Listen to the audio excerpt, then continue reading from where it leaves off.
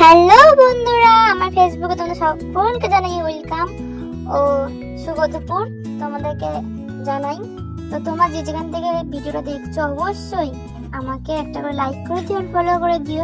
আর যদি ইউটিউব থেকে দেখে থাকো তাহলে অবশ্যই চ্যানেলটাকে ফলো করে দিয়ে আমার পাশে থেকো এবং সাবস্ক্রাইবার করে দিয়ে আমার পাশে থেকো। আমিও তোমাদের পাশে আছি।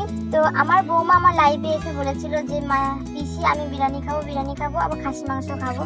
তো আমি আজকে বিরিয়ানি রান্না করব, কালকে খাসির মাংস রান্না করব, আজকে যেটুকুনি পারবো আমি ওদেরকে বিরিয়ানি করে খাওয়াবো। তো তোমরা দেখতেই পাচ্ছ আমি প্রথমে কি রেসিপিটার জন্য কি নিয়ে নিচ্ছি। প্রথমে রেসিপিটার জন্য হচ্ছে তোমাদের যেরকম বিরিয়ানির মশলাটাকে যেসব লাগে আদা রসুন পেঁয়াজ সব প্রথমে একবার পেঁয়াজের ব্রেস্তাটা করে নিলাম, সেটা ভিডিওটা তোলা হয়নি বা দেখাতে পারলাম না। আমরা প্রথমে পেঁয়াজের ব্রেস্তাটা করে নিচ্ছি। পেঁয়াজের ব্রেস্তাটা করার পরে আমরা চলে এসেছি পুরো একদম সঠিক পুরো একদম মশলাতে একদম মশলা চলে এসেছে। আসলে দেখাতে পারিনি, মশলাটা যদি কষানো হচ্ছে কি বলবো মশলাটা দেখাতে পারিনি, তার জন্য আমি অনেক দুঃখিত। ও মানে খুব খারাপ লাগছে, নিজেকে আমার খুব খারাপ লাগছে যেটা প্রথম থেকে দেখাতে পারলাম না।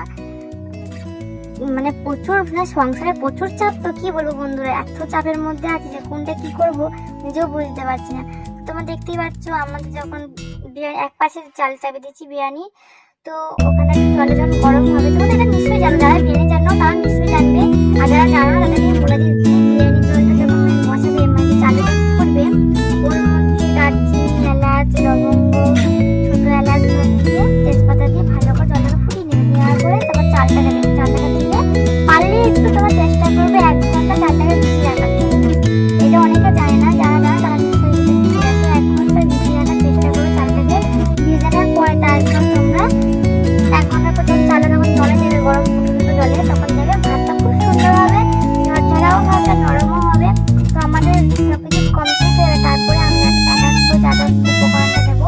প্রথমে তোমরা যদি কাঁচা দুধ পারো নিতে তাহলে কাঁচা দুধটা তোমরা অবশ্যই ব্যবহার করো, না হলে আমুল প্যাকেট দুধ হয় আমুল প্যাকেট দুধ তোমরা অবশ্যই নিয়ে নেবে। কিনে ভালো করে একটু হালকা উষ্ণ গরম জল করে কিন্তু ভালো করে গুলিয়ে নেওয়ার পরে তোমরা ওর মধ্যে দেবে এক এক করে ফুড কালার গোলাপ জল কেওড়া জল এবং ভালো করে মানে ভালো করে মিক্স করে মিক্স না করলে কিন্তু কোনো কিছু ভালো লাগবে না। মিক্স করে নেবে, মিক্স করার পরে এক এক করে উপকরণ নেবে।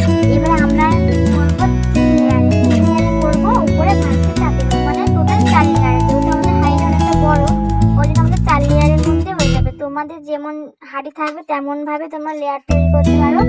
আমি প্রথমে 4 লেয়ার দিয়ে